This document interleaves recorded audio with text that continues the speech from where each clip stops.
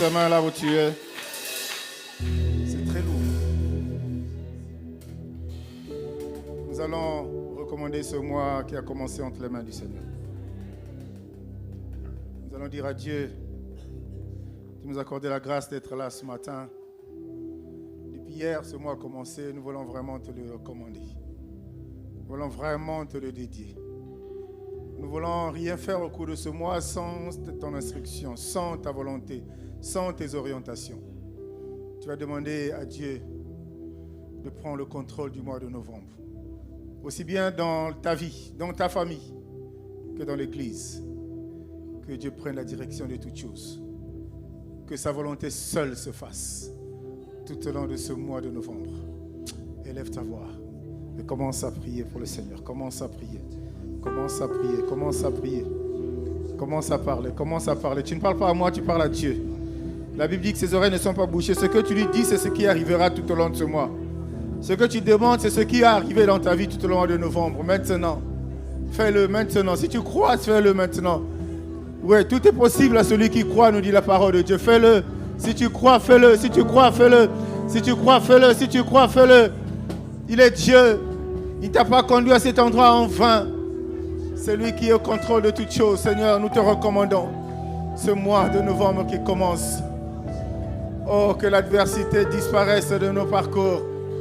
Que toutes les influences, Père, de gloire, de bonté, les influences nuisibles, Père, se taisent tout au long de ce mois de novembre. Nous voulons une nouvelle histoire, que ce mois de novembre qui commence soit une nouvelle page qui soit tournée. Une nouvelle page qui soit tournée. Une nouvelle page avec une nouvelle histoire. C'est toi qui l'écris, Seigneur. Tes promesses, nous les connaissons, oh Dieu. Veille-y, afin que maintenant que cela soit une réalité. Que cela soit une évidence, Seigneur de gloire. Sois au contrôle de nuit comme de jour. Que tout au long de ce mois de novembre, Seigneur, 1000 tombent à nos côtés, 10 000 à la droite. Que personne ne soit atteint, Seigneur. Tu es Dieu, Seigneur. Affranchis-nous. Affranchis-nous. Afin que nous soyons réellement libres. Affranchis-nous. Afin que nous soyons réellement libres. Tu es Dieu. Par toi, nous avons la vie. Par toi, nous avons la liberté. Par toi, nous avons l'élévation. Nous avons la justice. Nous avons la paix. Cette paix que le monde ne peut nous donner, Seigneur. Oh Dieu, c'est maintenant. Oh, nous rentrons dans ce mois de novembre 2025, Seigneur. Je t'en supplie, impose ta volonté. À chaque fois au lever du jour, dans tes instructions à l'aurore. À chaque fois, oh Dieu, inspire nos pensées, inspire nos paroles. Que novembre soit sous le contrôle. Aucune œuvre de ténèbres dans nos vies, aucune œuvre de ténèbres dans cette église ne pourra avoir droit de citer. Parce que Père, l'ennemi et son monde et ses œuvres depuis Golgotha se trouvent à tes pieds, sous tes pieds. Oh Dieu, fais de ce monde ton marchepied tout au long de ce mois de novembre. Que l'adversité se taise, que les malédictions se taisent, que les blocages se taisent, que toute forme d'influence se taise tout au long de ce mois. Oh Dieu, tu es Dieu, Seigneur. Tu es grand. Nous te sommes reconnaissants. Et Rabashakata Baba. Makabare. Shikatabo. Ce que tu veux, c'est ce que Dieu fait. Ce que tu demandes, c'est ce que Dieu accomplira. Ce à quoi tu crois, c'est cela qui va se réaliser. Shekata Baba. Mariandaraba Sokotoba. Eh Baba Baba. Non, nous refusons de passer les mêmes mois. Non, novembre de l'année passée, ce n'est pas novembre de cette année. Ah, Jésus de Nazareth, tu es Dieu.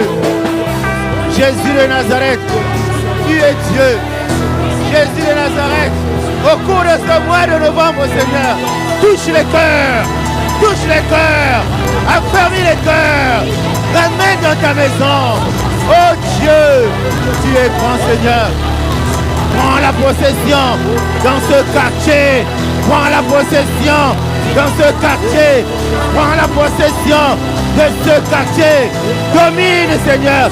Assujettis les œuvres des ténèbres dans cet environnement. Assujettis, oh Dieu, que la confusion rentre dans le camp des adversaires, que la confusion rentre dans le camp des envoyés de Babylone, que la confusion, oh Dieu, au cours de ce mois de novembre, éloigne de cet endroit qui persiste, qui insiste dans le mal, dans l'incrédulité, dans le raisonnement. Éloigne, Seigneur. Tu es Dieu. Tu es Dieu. Tu es Dieu. Tu es Dieu. Tu es Dieu. Tu es Dieu. Tu es Dieu. Tu es Dieu. Tu es Dieu. Que ta présence soit une réalité.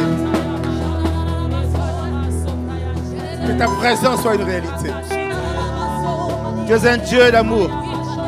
Attire à toi ceux qui le désirent. Attire à toi ceux qui le veulent. Seigneur, mais loin de cet endroit. Et loin de nos vies. Oh Jésus.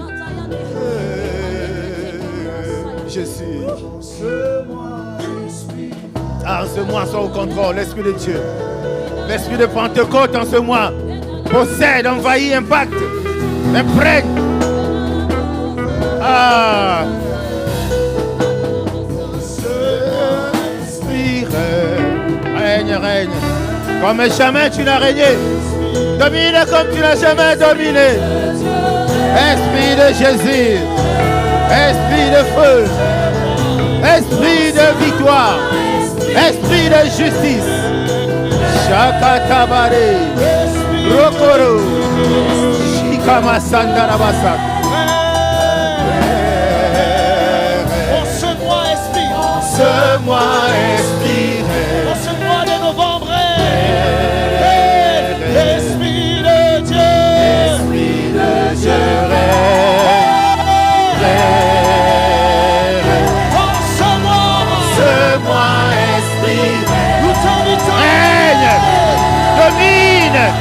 Assujetti. Prends contrôle. Gouverne. Alléluia.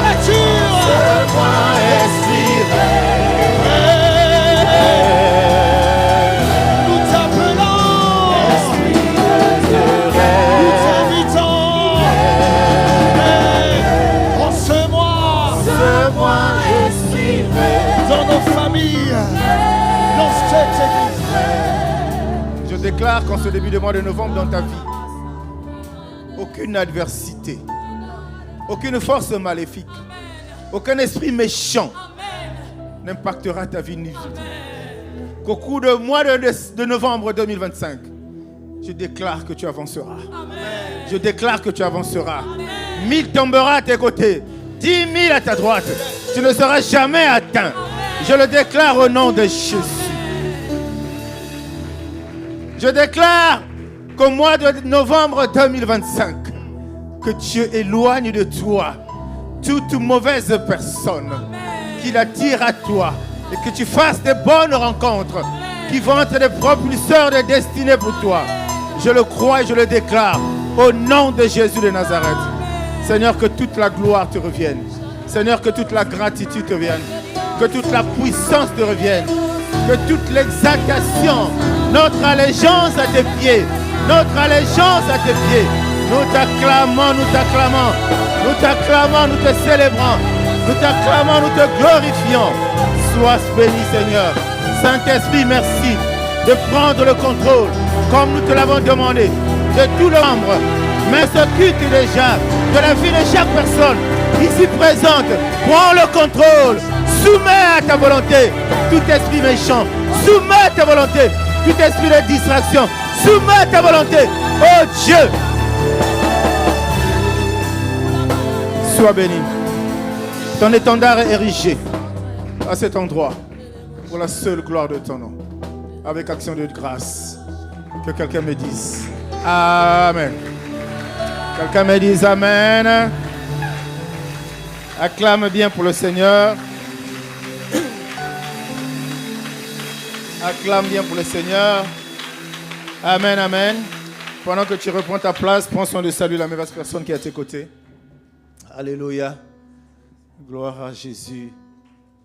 Gloire à Jésus. Rassure-toi simplement qu'elle soit dans la joie, cette personne. Dans la maison de Dieu, il nous est demandé d'être dans la joie. Alléluia. Amen, amen. Je rends grâce à Dieu pour ce dimanche matin. Je rends grâce à Dieu pour cette activité qu'on a commencée vendredi. Amen, amen. Amen, amen. Nous avons été merveilleusement, je ne parle pas de puissamment, mais nous avons été merveilleusement nourris par son serviteur, le pasteur Emar Makaya Chikaya, responsable de l'église La Grâce Excellente à Luangili, qui a pris de son temps, alors qu'il est dans une phase de relance de l'œuvre, mais il a pris de son temps parce qu'il t'aime, parce qu'il aime vie restaurée, pour venir partager avec nous la pensée de Dieu par rapport à ce thème. Amen.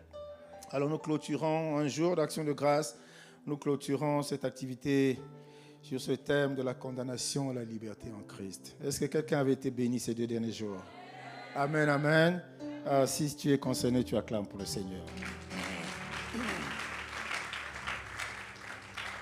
En tout cas, je bénis Dieu pour la vie de son serviteur. Amen.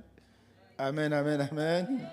Alors nous allons ce matin essayer de redescendre. On va essayer, voilà, la voie a été tracée.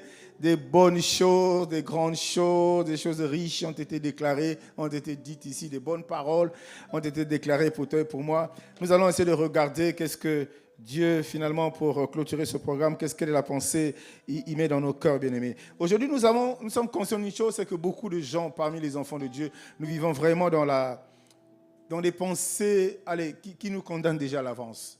Pourquoi? À cause d'une histoire. Pourquoi? À cause de la famille. Pourquoi? À cause de l'environnement. Pourquoi? À cause de certains échecs qu'on a enregistrés dans le passé. Et nous essayons de vivre, nous vivons dans ces conditions. Il y a une culpabilité du passé qui ne nous quitte pas. Et nous essayons d'avancer, mais on est avec le Seigneur. Et ça fait comme qui dirait un paradoxe. Et c'est pourquoi ce matin, nous allons essayer de parler de ces choses, bien-aimées. Mais la Bible nous rassure que Jésus est venu pour libérer les captifs. S'il est venu pour libérer les captifs, la norme voudrait qu'on ne parle pas de condamnation. Et si on parle de condamnation alors que la parole déclare que lui, il est venu pour libérer les captifs. Il n'est pas venu pour juger le monde, il est venu pour libérer les captifs pour que le monde soit sauvé. Et si nous sommes encore dans cette logique de condamnation, nous avons des raisons de nous poser des questions. Est-ce que quelqu'un me suit ce matin? Alors rapidement, nous allons appuyer sur quelques versets.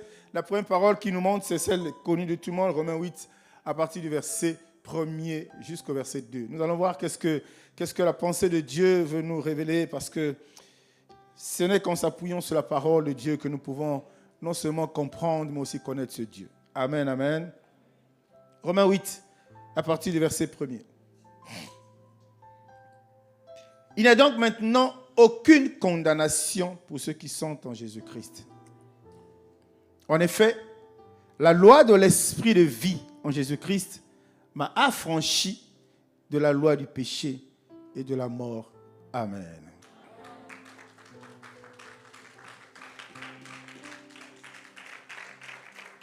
Amen. Bien-aimés, nous sommes là devant des écrits de l'apôtre Paul. Il est en train de nous dire des choses très, très, très importantes. Et dans Romains 8, verset 2, il est en train de développer des thèmes de justice, de loi, de foi, de grâce, et qui sont essentiels pour la vie d'un enfant de Dieu. Et nous nous appuyons sur cette parole ce matin. Bien sûr, il y en aura d'autres pour essayer de voir. Mais le contexte, c'est dans quel contexte l'apôtre Paul est en train de parler de ça, bien-aimé? Si vous remontez à Romains 7, il est en train de nous parler de ce conflit entre la chair et l'esprit.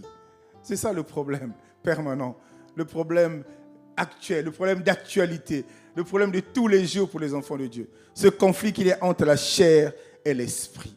Il dit même, je ne fais pas le bien que je veux, mais je fais le mal que je ne veux pas. Tout ça, c'est en une personne. C'est lui qui parle. Il dit, je ne fais pas le bien que je veux faire, mais c'est plutôt le mal que je fais. Il est en train de ressortir cette contradiction qui apparaît. En fait, il fait ressortir simplement le mal. Il fait simplement le bien. Pourquoi alors que j'ai envie de faire le bien? Mais c'est la pensée du mal qui me domine. C'est la pensée du mal. J'ai envie de bien parler, Mais finalement, c'est cette pensée qui me pousse à mal parler, qui domine en moi. Pourquoi? Alors que lui, il est arrivé pour affranchir le monde. Alors que lui, il est arrivé pour que moi, je sois sauvé. Est-ce que tu me suis, bien-aimé? Est-ce que tu me suis ce matin, bien-aimé? Et là, vous regardez quelqu'un qui est meurtri, quelqu'un qui est dans une souffrance, qui se dit, mais qu'est-ce que je veux faire? Comment je vais m'en sortir? Il est conscient de la sainteté de Dieu. Il est conscient de la présence de Dieu dans sa vie. Il est conscient de la puissance de Dieu. Mais il se sent humainement incapable. C'est pour ça, bien-aimé, la chair occupe une place importante. Elle peut facilement te détruire si tu te laisses aller. Amen, amen, amen. Amen, amen, amen. Et dans ce découragement, qu'est-ce qu'il déclare? Misérable que je suis, qui me délivrerait du corps de cette mort. Il est abattu, il lâche prise, comme quelqu'un qui a beaucoup prié, qui n'a pas eu de réponse à ses prières, qui ne sait plus qu'est-ce qu'il faut faire. J'abandonne simplement. Il dit, mais misérable que je suis, qui me délivrera de cette mort. Ce qui est intéressant, que Dieu n'est pas venu en vain, Jésus n'est pas venu en vain. Et quand vous repartez, vous regardez dans Romains 7, 25, il leur répond, il dit, grâce soit rendue à Dieu par Jésus-Christ notre Seigneur. Qu'est-ce qui se passe? Entre le moment où il baisse les bras, en ce moment où il manifeste ce découragement, là où ce manque d'espoir, qu'est-ce qui se passe à ce moment où il rebondit pour dire grâce soit rendue à Dieu par Jésus-Christ notre Seigneur? Est-ce que tu es présent ce matin, bien-aimé? Sa dernière parole, celle de Romains 7, 25, bien-aimé, ça suppose en fait tout ce qu'il avait avant, c'est comme dissipé, quand cette parole est venue l'envahir. Que tout ce qu'il avait comme pensée de découragement, d'abandon, ça s'est comme dissipé. Il s'est dit, mais tiens, il y a encore de l'espoir. Dis à ton voisin, il y a encore de l'espoir. Dis-lui qu'il y a encore de l'espoir, bien-aimé. Acclame pour le Seigneur.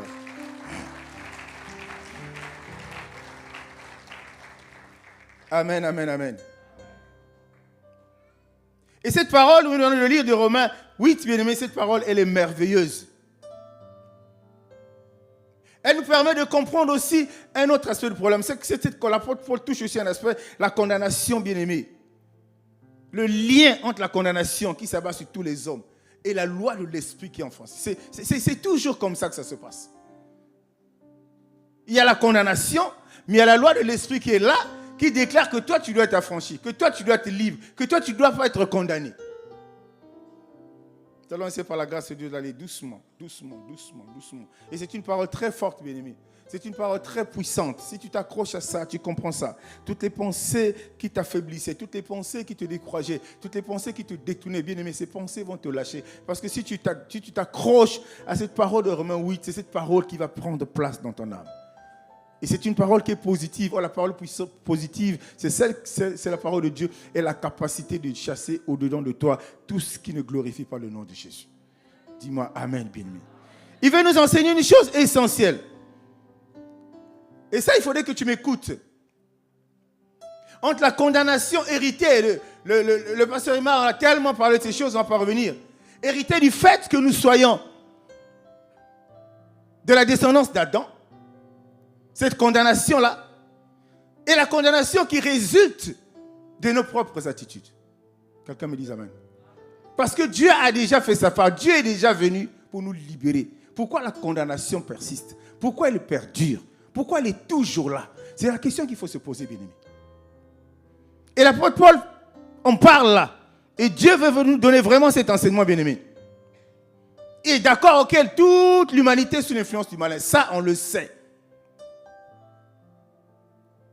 Mais à côté, il y a une condamnation sur laquelle nous devons nous poser des questions. Je ne parlerai pas en l'air. Je ne prendrai pas des exemples de la rue. Je prendrai des exemples bibliques pour que tu comprennes qu'on est condamné pas seulement parce qu'on sort de cette lignée-là d'Adam. Encore, quand même on pouvait sortir de là, Christ est venu, comme j'ai dit tantôt, pour que nous soyons affranchis. Christ est venu pour que nous soyons libérés. Mais si nous restons dans cette situation, ça veut dire quelque part, il y a une responsabilité qui doit être établie. Et c'est cette part que Dieu attend de nous. Parce que lui, il a déjà parlé. Lui, il a déjà agi. Il a déjà fait. Il a déjà mis tout à disposition. Il nous regarde simplement faire le reste. Il ne fera plus rien. Qu'est-ce que Dieu peut faire encore de nouveau dans ta vie? Pour te rendre heureux. Qu'est-ce que Dieu peut faire encore de nouveau dans ta vie? Pour que tu sois bien.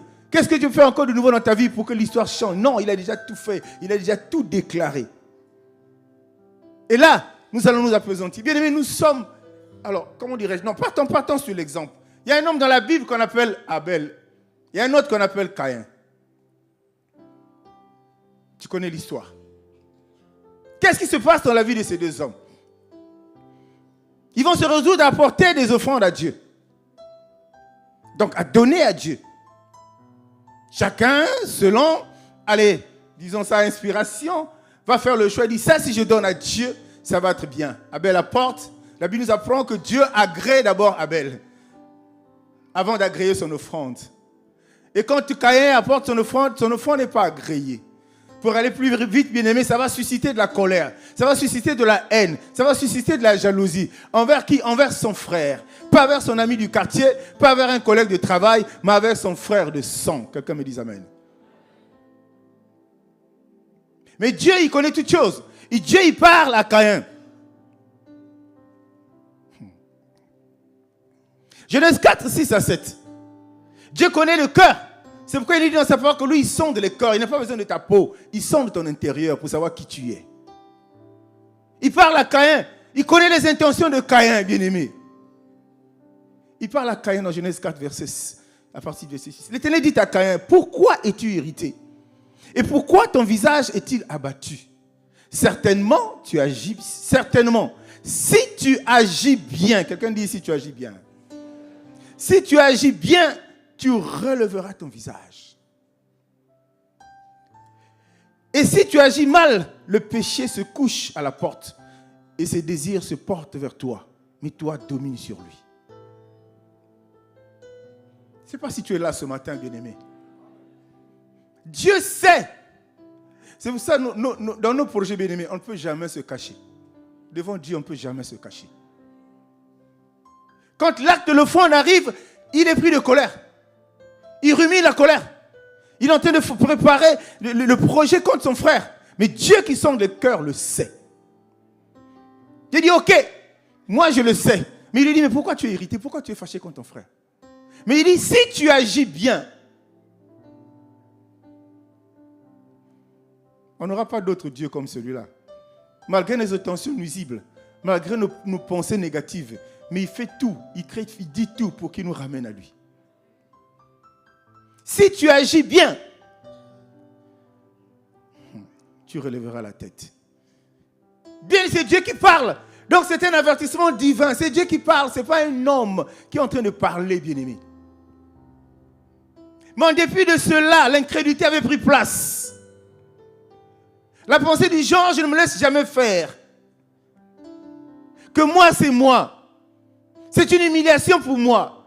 Je dois réagir. Il était convaincu de ses pensées, donc des décisions qui suivront. Et qu'est-ce qu'il a fait? Il a tué son frère. Il avait été averti. Et la Bible a dit là, quand il dit, si tu agis mal, le péché se couche à ta porte. Une façon de dire, si tu agis mal, tu seras condamné. Tu es averti. Si tu touches le feu, tu te brûles. Mais tu touches quand même le feu. À qui devient la responsabilité?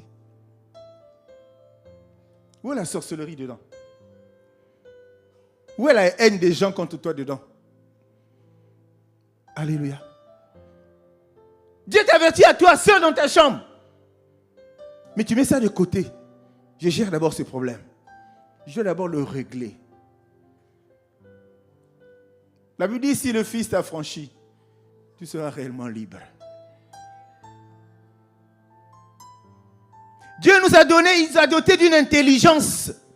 Humainement, Dieu nous a donné une intelligence qui doit nous aider à voir certains problèmes en face. Mais là, le spirituel est là parce que l'avertissement que Caïn reçoit, ce n'est pas un homme qui lui parle, c'est Dieu qui lui parle. Parce qu'il est venu pour sauver. Sa volonté est que personne ne périsse, que tous nous parvenions à la connaissance de sa parole. En d'autres termes, que tous nous vivions bien-aimés. Il n'est pas venu, même les mauvais, même les pécheurs. On nous a parlé de la descendance, qu'on appelle ça les ancêtres de Jésus. Il a insisté dessus. C'était voilà. Les rabbins et tout ce monde-là. Il nous a parlé, mais Dieu ne veut pas. Les David lui-même. Mais Dieu ne veut pas. Quel amour. et qu'il manifeste dans ta vie tous les jours.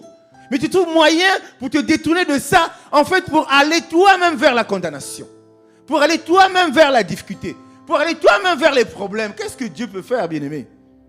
Si on redescend un peu, qu'est-ce qu'un homme de Dieu peut faire pour toi? Puisque personne ne peut s'opposer à ta volonté. Si tu agis bien, tu reviens au pied du maître. Si tu agis mal, la condamnation est là. Qu'est-ce qu'on peut faire? La prière, 14 jours de jeûne, chasser les démons? Non, ça c'est perdre du temps. Alléluia. Il connaît nos cœurs, qu'on ne se trompe pas. Tu peux tromper ton frère, tu peux tromper ton père, ta mère, ton pasteur, mais Dieu connaît tes pensées. Derrière les pensées, il y a un projet. Donc des actions qui vont accompagner l'exécution de ce projet-là. Est-ce que Dieu s'y retrouve?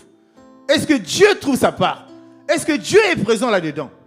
Parce qu'aussi longtemps on ne comprendra pas ça, bien-aimé, on restera là dans cette condamnation, souvent attribuée aux lois de la famille, souvent attribuée aux condamnations, souvent attribuée aux liens, souvent attribuée à autre chose, bien-aimé, alors que nous sommes au centre responsable.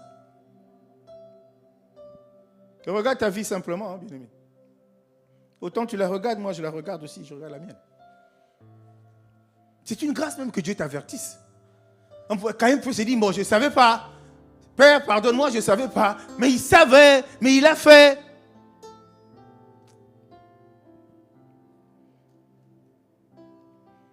Nous sommes habitués à écouter des voix, mais quand on écoute celle de Dieu, ne résiste pas. Dis-moi Amen, bien-aimé. Nous sommes habitués à écouter les voix, mais quand c'est celle de Dieu, ne résiste pas. Et je te conseille de te poser des questions quand tu écoutes d'autres voix qui ne sont pas celles de Dieu. Parce que cette pensée qui s'opposait aux instructions de Dieu, c'est une voix qui a généré cette pensée en Caïn. Pour dire, lui, je dois l'éliminer.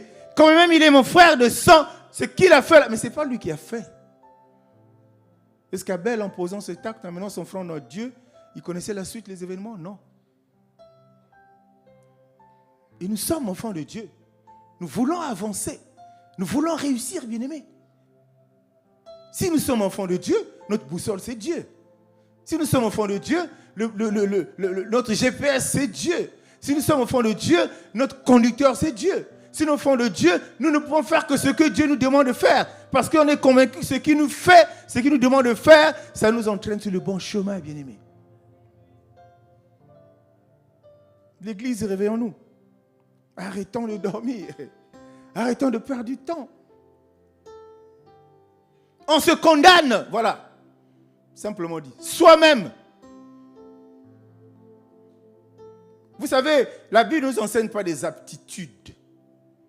La Bible nous enseigne des attitudes derrière lesquelles sont générées certaines aptitudes. Quelqu'un me dit Amen. Est-ce que je me fais comprendre, bien-aimé? Et ça, c'est important. Vous voyez quelqu'un dans la rue, à l'église, au travail, en famille, qui était bien, qui riait à midi, soudainement à 15h, est fâché. Vous ne savez pas pourquoi.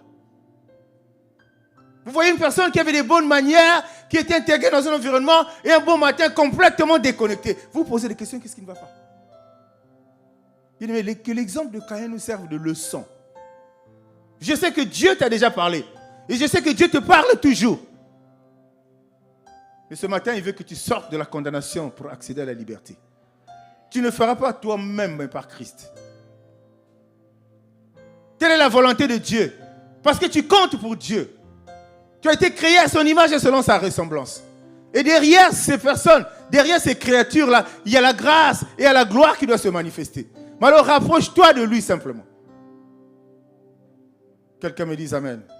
Acclame pour le Seigneur bien-aimé.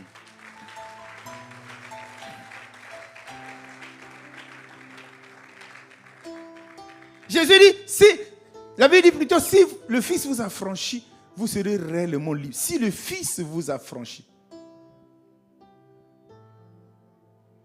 Qui ne veut pas être libre dans ce monde? Parce qu'il y a des gens qui marchent, il y a des gens qui vivent bien, mais ils ne sont pas libres. Hein? Vous le voyez là, il est libre, il se balade, mais en fait, il ne l'est pas. Mais nous voulons jouir de cette liberté-là dont nous parle la parole de Dieu. Si le Fils nous a franchis, nous serons réellement libres. C'est pour ça qu'il nous exhorte, il nous incite toujours à nous rapprocher de la vérité, à découvrir la vérité. Parce que quand tu as la vérité, tu es affranchi. Quand tu as la vérité, tu découvres qui est le Fils. Quand tu as la vérité, tu deviens libre, mon frère et ma soeur. On perd trop de temps. Nos pensées à nous font perdre trop de temps. Quand on a un problème qui n'est pas résolu dans sa vie, et quand on a tenté, on n'a pas pu, il faut aller vers Dieu. Je ne dis pas qu'il faut aller vers les hommes, il faut aller vers Dieu. Alléluia. Il faut aller vers Dieu.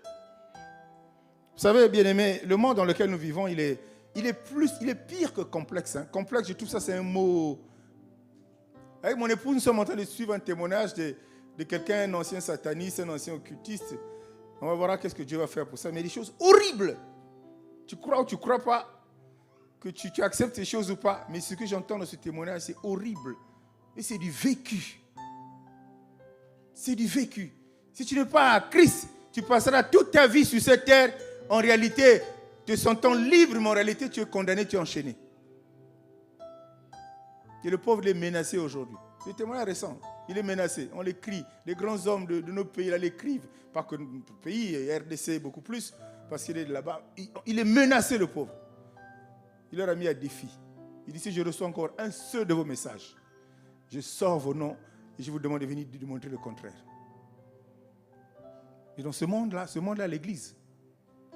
Ces gens-là, c'est les responsables de l'Église. Et quand tu es derrière un leader comme ça, tu es dans la condamnation, c'est clair. Quand tu es derrière quelqu'un comme ça, tu es dans la condamnation, dans la prison. On nous appelle à la liberté. Christ est venu pour nous appeler à la liberté. Christ est venu pour que nous puissions sortir de l'esclavagisme. Ça me rappelle l'image de ce peuple d'Israël. Ils sont en Égypte, en esclavagisme. On leur dit qu'il faut sortir. Ils ne veulent pas à cause du manger, à cause des concombres, à cause de je ne sais pas quoi. C'est cette image exactement qui envahit les chrétiens aujourd'hui. À cause du matériel, tu refuses de sortir d'un endroit. Tu es dans un confort, tu te places ce confort, alors qu'en fait, c'est une prison pour toi. Ah, l'oncle, le pauvre oncle, il souffre tellement. Ah, la tante, ah, c'est une histoire de famille. Non, bien aimé, il y a des choses. Dégage d'abord, va par élimination. Dégage d'abord ta responsabilité. Quand tu es conscient que ta responsabilité est dégagée, tu pourras te rendre compte que ce problème, la source spirituelle est là. Et tu te lèves dans la prière pour combattre. Je prie que tu prennes conscience de ces choses-là. Nous ne devons pas faire des choses dans la souffrance. Mais si on le fait la souffrance, parce qu'on ne comprend pas. Il y a quelqu'un qui a déjà fait ces choses-là pour nous. Il y a déjà quelqu'un qui a passé ces étapes-là pour nous. Il y a déjà quelqu'un qui nous a précédés. Nous ne faisons que le suivre. Mais pour qu'il nous montre le chemin, le bon chemin, c'est qu'à mi-chemin, comme je disais toujours, je le disais au cours d'une intervention, je ne sais pas, les hommes de Dieu quelque part, je disais, mais aujourd'hui les apôtres, ils avaient reçu une mission d'aller faire de toutes les nations disciples. Ils ne se sont jamais détournés. Mais quand ils avançaient, tous n'avaient pas la même grâce. Nous avons vu Pierre et Jean, qu'est-ce qu'ils ont fait? Ils sont venus, ils ont rencontré quelqu'un, ils ont parlé, il y a des choses qui se sont passées. Mais aujourd'hui, à tous les hommes de Dieu, on leur a dit, allez faire de toutes les nations des disciples. Tous avancent, chacun avec ses grâces, chacun avec son appel, mon frère, ma soeur. Mais à mi-chemin, les grâces produisent des fruits dans la vie de certains, peut-être pas dans d'autres. Et la concurrence prend corps, et la jalousie naît. Et au lieu de rester sur le chemin, là, il faut aller rencontrer les nations. On se détourne à gauche, on se détourne à droite. Mais quand tu détournes à droite, tu ne vas pas seul, tu amènes des brebis.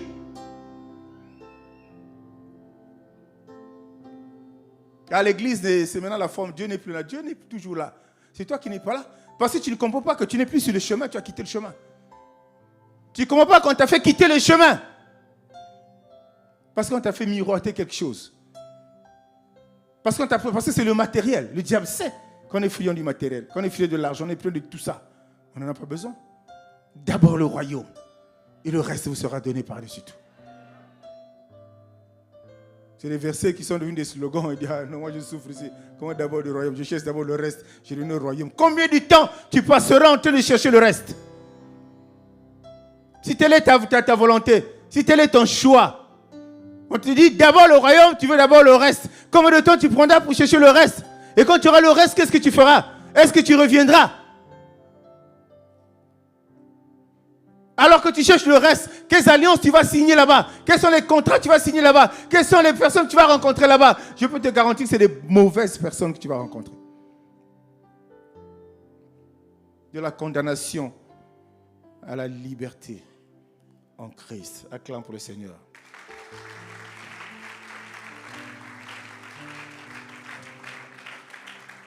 Bien-aimé, Jésus, dans Jean 8, 31, 32, il est en train de discuter avec les Juifs. Cela dit, si vous demeurez dans ma parole, vous êtes vraiment mes disciples.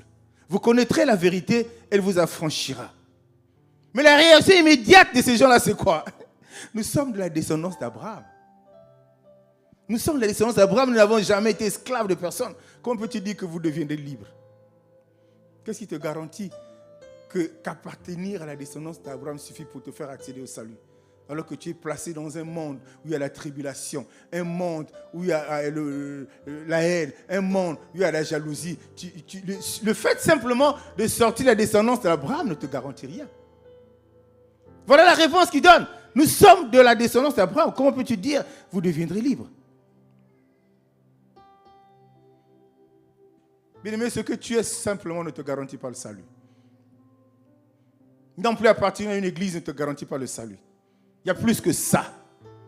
Parce qu'à l'église, il y a des gens qui sont accrochés à Dieu et des gens qui ne sont pas accrochés à Dieu. Parce qu'à l'église, il y a des chrétiens et des païens. Parce qu'à l'église, il y a des chrétiens et des gentils. Parce qu'à l'église, il y a le vrai et l'ivraie. Qui es-tu? Tu veux la bénédiction, tu veux la réussite, tu veux l'élévation, tu veux la gloire, tu veux les honneurs. Mais toi, tu crées les conditions pour rester dans une condamnation, pour rester dans une prison, pour rester dans une équipe où rien ne marche. Si ça marche, c'est simplement l'image du fait que ça brille. Mais on est conscient que tout ce qui brille n'est pas de l'or. Et l'ennemi le sait, il connaît ton cœur, il connaît tes limites. C'est pour ça il ne peut pas, il ne s'emmerde pas, il réussit à mettre la main sur toi. Ce matin, prends la résolution simplement de quitter. Ce matin, prends simplement la résolution de devenir libre. Ce matin, dis seulement à Dieu, je ne veux plus ces choses-là, je ne comprenais pas, maintenant je connais. Alléluia.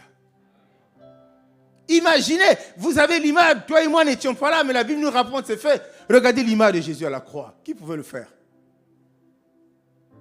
Qui pouvait le faire? On a essayé physiquement de prendre des apôtres, des enfants dans les prisons. Nous connaissons l'histoire. Les gens chantaient, les murs des prisons sont écroulés. Est-ce que toi, aujourd'hui, tu peux te débarrasser de ces choses au travers de ta prière? C'est la question qui se pose. Beaucoup de personnes, je ne te parle pas d'Ananias et Saphira qui ont cherché la condamnation eux-mêmes. Tu connais, on va pas insister dessus. Et ça s'associe au premier exemple que j'ai donné sur Caïn bien-aimé. Où l'homme est responsable de sa propre condamnation. Où l'homme est responsable de ses échecs.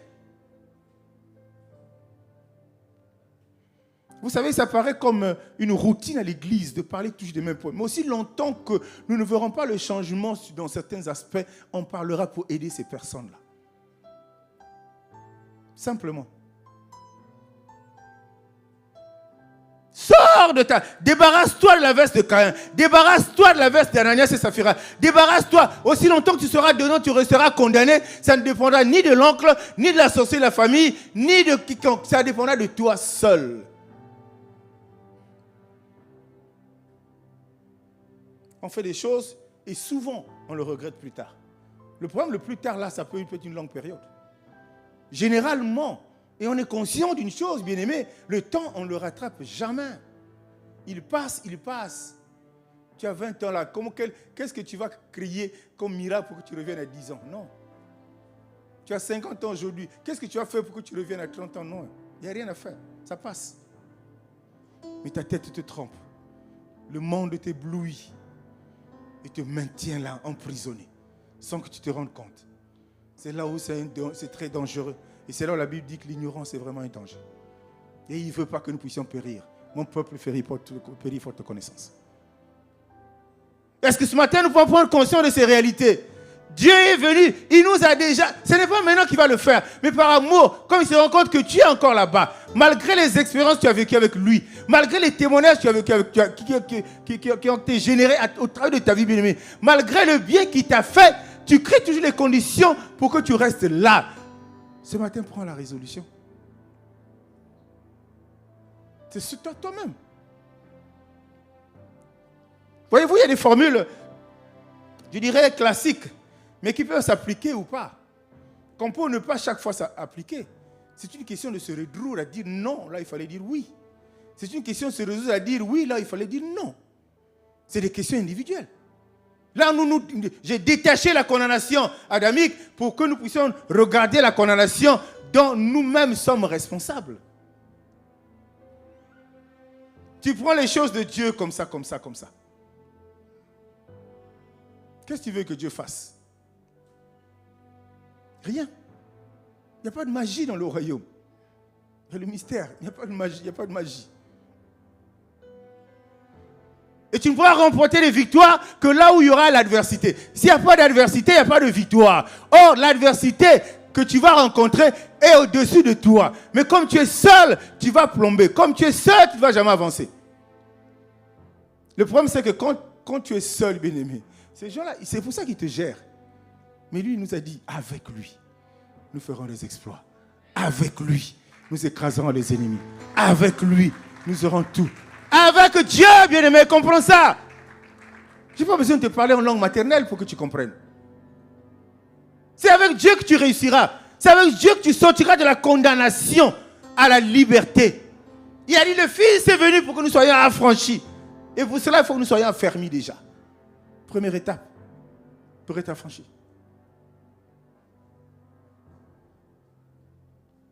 Mettons l'Église, mettons Dieu. Mettons Dieu au centre, bien-aimé. L'homme de Dieu nous a dit, nous sommes encore que des fiancés. Nous ne sommes pas encore Sénégalais, on est encore des fiancés. Prends Dieu, mets-le au centre de ta vie, bien-aimé. Tu verras ce que tu aimes de plus cher, de plus important. Tu verras le miracle. Tu verras. Autour de toi, il y a des gens, dans leur vie, on disait que c'était impossible. Toi-même, tu vois aujourd'hui que c'est possible. Qu'est-ce que ces gens-là ont fait? Ils se sont rapprochés de Dieu. Ils ont refusé l'influence des lois. Ils ont refusé la condamnation. Ils ont refusé l'impact des lois de la famille. Ils ont refusé ces choses-là. Tout ce qui était impossible hier est devenu possible aujourd'hui. Et comme tu es dans un monde assez bizarre, ton appréciation, tu chutes toujours par la même chose. Ah, c'est pas clair, on ne sait jamais. Tu chutes toujours par là. Alors ces expériences que tu vis, ces témoignages que tu vois, ça doit des choses qui doivent te révolter. Pour dire, je refuse l'état dans lequel je me trouve aujourd'hui. Je ne veux pas, même si là il y a une loi qu'on a dit condamnation, où je dois toujours vouloir faire le mal, quand même j'ai envie de faire le bien, je refuse. Ce que tu déclares dans ta bouche, bien-aimé, c'est ce qui arrive aux oreilles de Dieu. Et si ça arrive aux oreilles de Dieu, c'est ce que Dieu fait dans ta vie.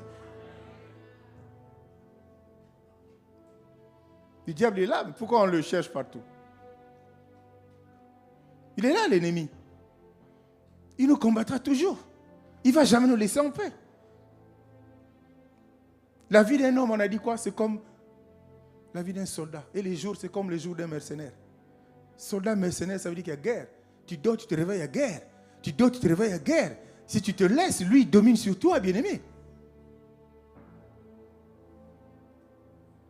Et l'ennemi fait tout pour nous amener à être plaintifs. 24 heures sur 24. Alors que Dieu est là. Tu as essayé ça ne marche pas. Pourquoi tu ne prends pas le risque d'essayer avec Dieu? Tu as osé ça ne marche pas. Pourquoi tu prends le risque d'oser avec Dieu? Vous savez, dans le royaume, il n'y a pas de petites choses. Mais je les appelle petites choses dans le comportement humain. Ce sont ces petites choses-là. Vous voyez des personnes qui étaient toujours souriantes. Mais aujourd'hui, qui lui disent bonjour à personne. Ça ne se demande pas, mais ça se... Qu'est-ce qui ne va pas? En fait, c'est une prison, tu t'enfermes, tu enfermes ton âme. Parce que si tu ne dis pas bonjour aux gens, ça veut dire qu'il y a des choses dans ton cœur. Ça veut dire qu'il y a des personnes dans ton cœur. Mais tu fais mal à qui? À ces personnes que tu enfermes ou c'est à toi-même? Après, c'est la famille. Hein? Nous, on ne se marie jamais. Non, c'est toi-même qui ne veux pas te marier. À nous, on ne réussit jamais. Non, c'est toi-même qui ne veux pas réussir. À nous, on ne travaille jamais. Non, c'est toi-même qui ne veux pas travailler. Alléluia. Alléluia. Je ne voulais pas orienter mon message là-bas, mais j'épingle ça quand l'Esprit me met à cœur d'en parler. Juste pour te dire que c'est possible que tu sortes de cette situation pour aller vers une situation meilleure. C'est possible que tu changes de position. Je reprends cette merveilleuse phrase. Change simplement ta position et Dieu va changer ta situation. Il ne va pas simplement changer ta situation, mais il va changer tes situations. Parce que les problèmes, nous en avons, non pas qu'un seul problème. Ce n'est pas à Dieu de te changer de position. C'est à toi de te résoudre à changer ta position. Parce que tous les jours, tu écoutes la parole, mais tu continues à juger ce que tu vois avec tes yeux. Tu continues à juger Dieu par la réalité. Dieu n'est pas de la réalité. Dieu est vérité, bien-aimé. Dieu est vérité. Les 2, les 3 dimanches, j'ai passé au-dessus. J'intervenais dans une église, je leur disais, vous êtes dans une situation assez compliquée ici. Vous avez une culture bizarre, vous avez une mentalité bizarre. Les vacances, tout le monde va en vacances. Mais quand tu vas en vacances, tu mets Dieu dans la poche d'abord le temps que tu vas en vacances. Le culte a commencé à midi parce que l'enfant, il ne faut pas le déranger. Jusqu'à ce qu'il va se réveiller. Il dit, on ne peut pas avancer comme ça. On ne peut pas avancer comme ça.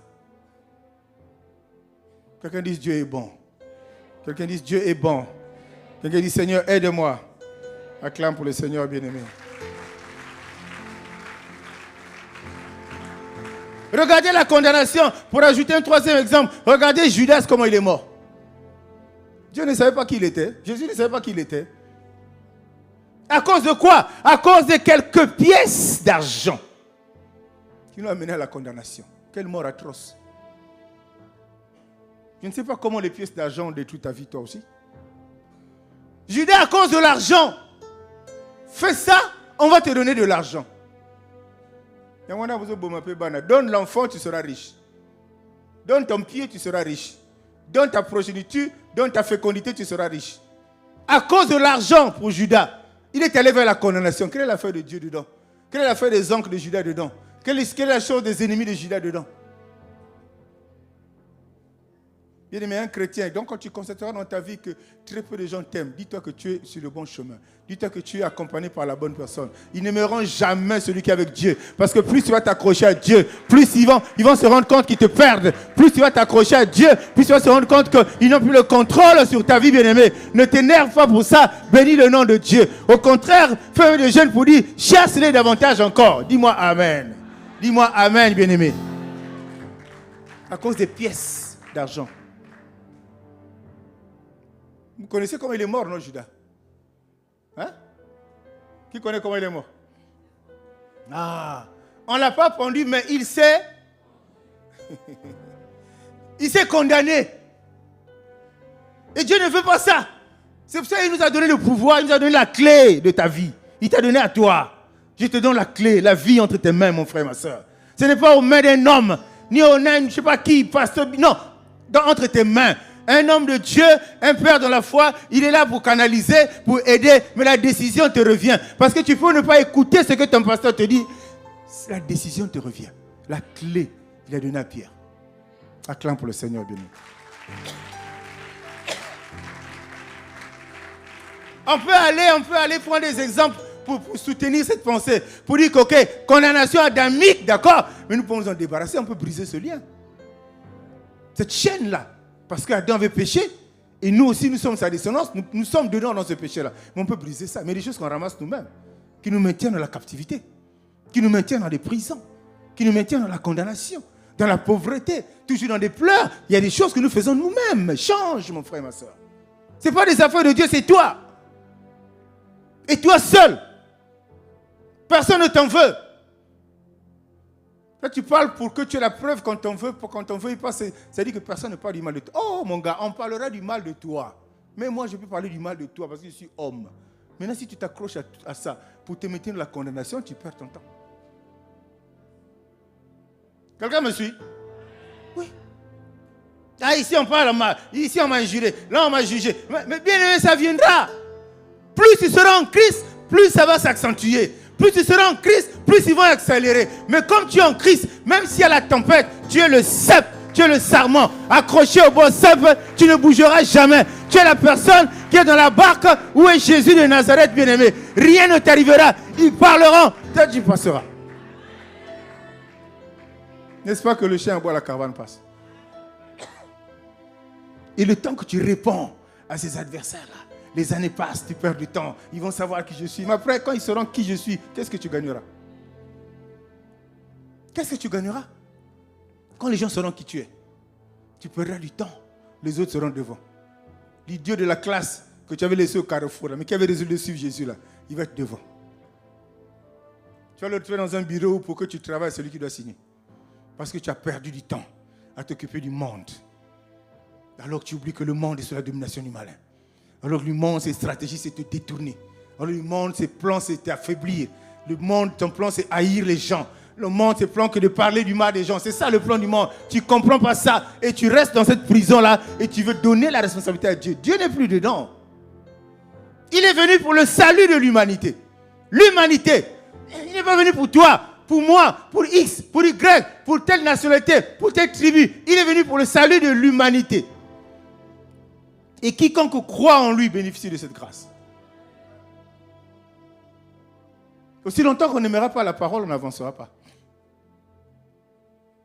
Aussi longtemps qu'on n'aimera pas Dieu, au travers de sa parole, on n'avancera pas, bien-aimé.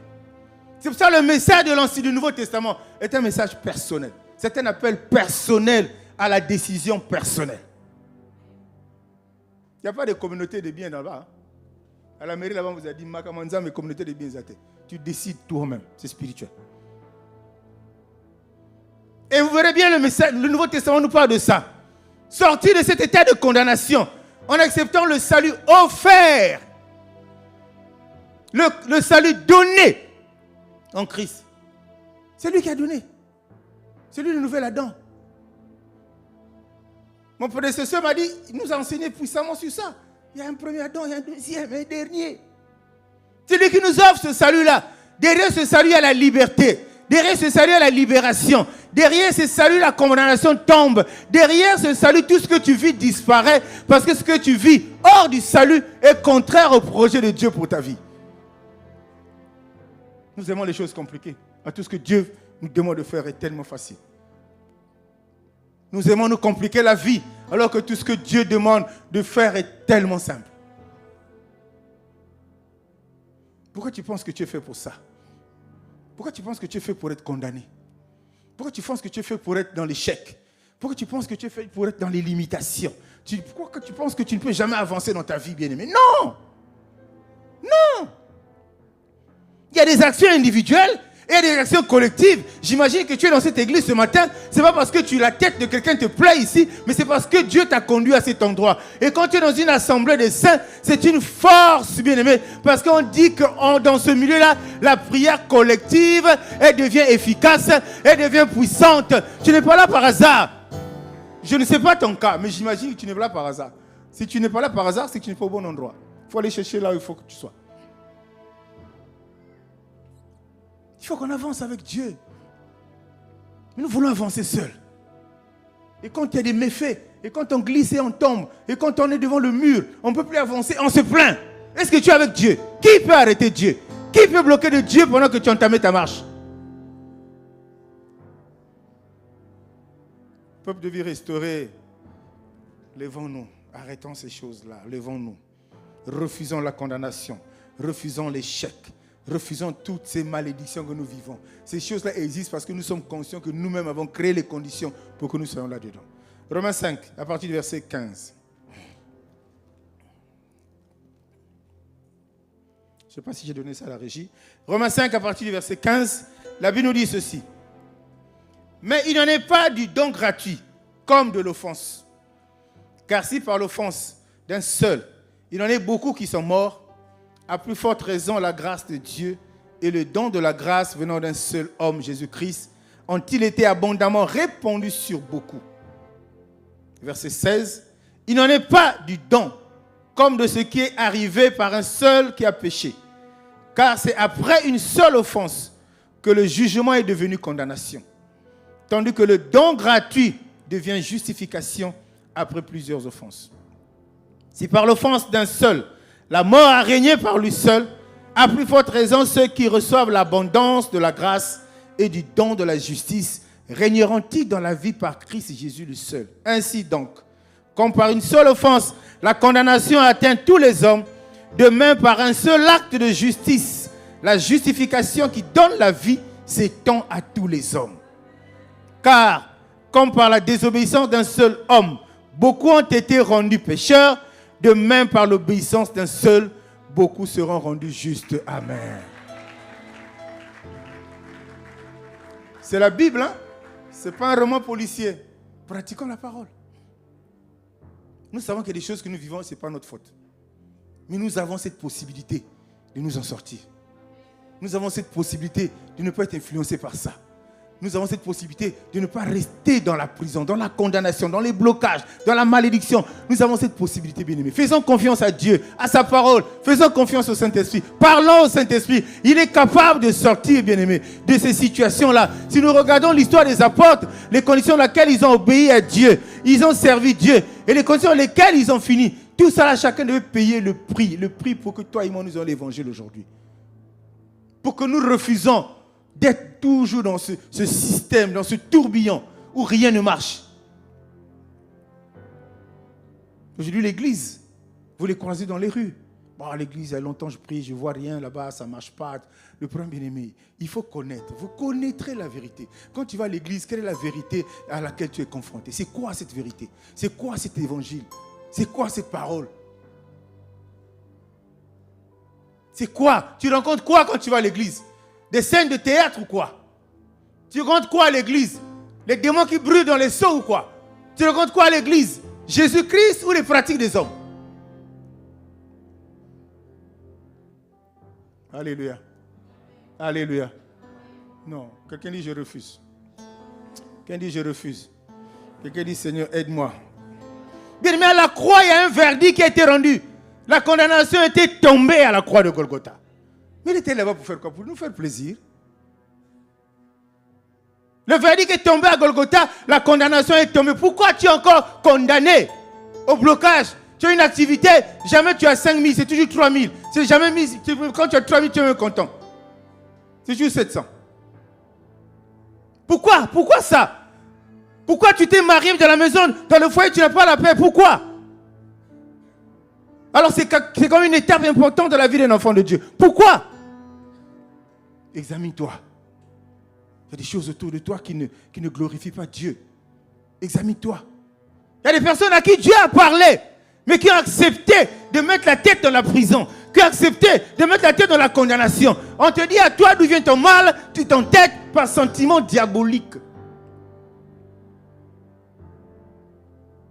Tu restes dans la condamnation.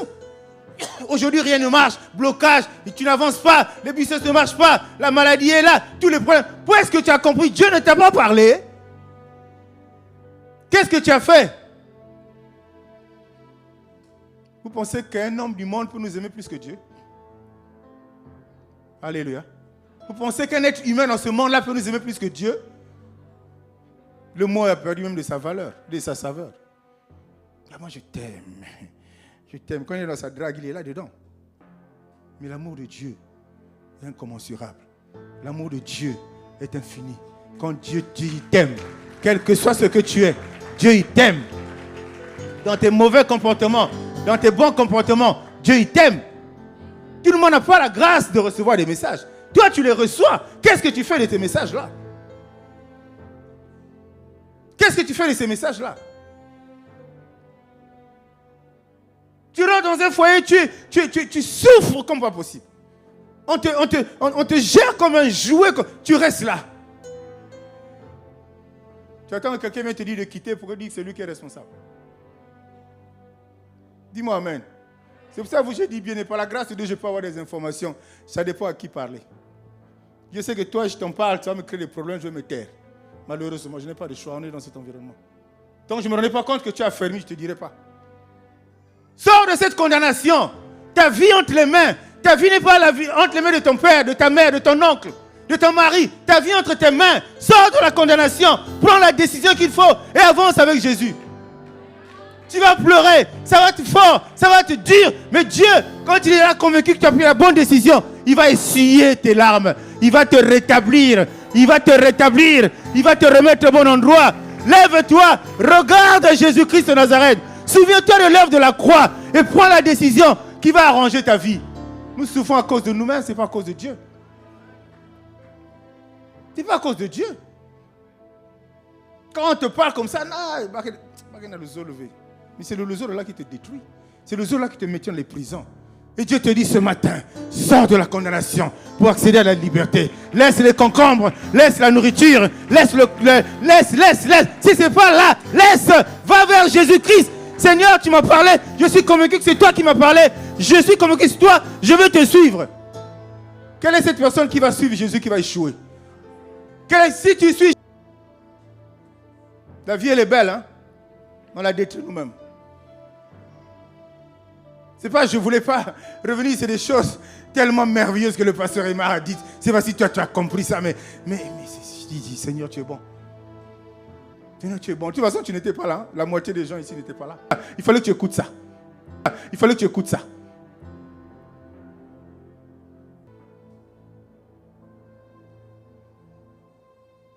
De la condamnation à la liberté, il faut que ça s'arrête. Il faut que les prisons s'écroulent. Il faut que tu sois libéré. Mais tu as un rôle à jouer. Tu as une grande carte à jouer. Tu as une responsabilité à prendre. Tu as des décisions à prendre. Tu as des choix à faire pour que tu sortes de cet état de condamné à cet état de quelqu'un qui est libre.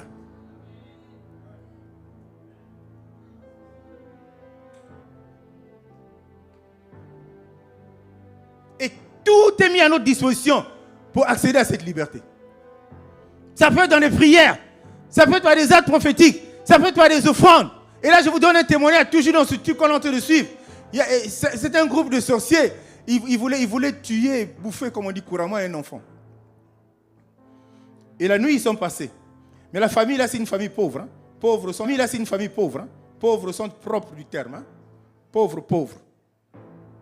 Il fallait que l'âme de cet enfant-là, qui appartenait à cette famille. Mon temps, Dieu a fait grâce. Malgré le niveau de pauvreté avancé. Leur pasteur aussi, c'était mbiringa comme ça, c'était compliqué. Pasteur Azan ne m'a pas pâté, bon, ils ont payé des chaussures au pasteur. Et quand ces gars-là venaient pour opérer la nuit,